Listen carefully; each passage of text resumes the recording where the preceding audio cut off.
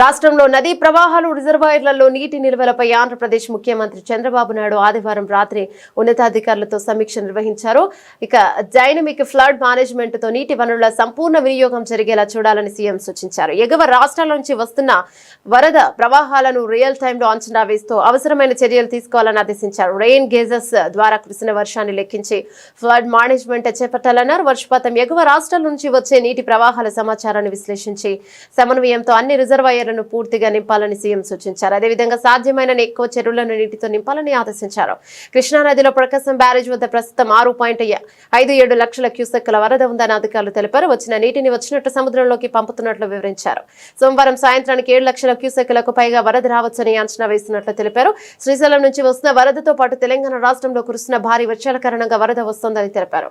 అలాగే గోదావరిలో ధవళేశ్వరం వద్ద ప్రస్తుతం 10.12 లక్షల క్యూసెక్కుల వరద ఉంటుందని, వరద ప్రవాహం పెరిగి 11.50 లక్షల క్యూసెక్కుల వరకు రావచ్చని అధికారులు తెలిపారు. మరోవైపు వరదల కారణంగా ముప్పు ఉండే ప్రాంతాల ప్రజలను ఎప్పటికప్పుడు సమాచారం అప్రమత్తం చేయాలని సూచించారు. వరద ప్రభావిత ప్రాంతాల్లో ఆయా శాఖల అధికారుల సమన్వయంతో ప్రజలకు అవసరమైన సహాయం అందించాలని సూచించారు. ఆన్లైన్ విధానంలో జరిగిన ఈ సమీక్షలో ఇరిగేషన్ శాఖ అధికారులు, ఆర్జీఎస్ అధికారులు, డిజాస్టర్ మేనేజ్మెంట్ అధికారులు పాల్గొన్నారు.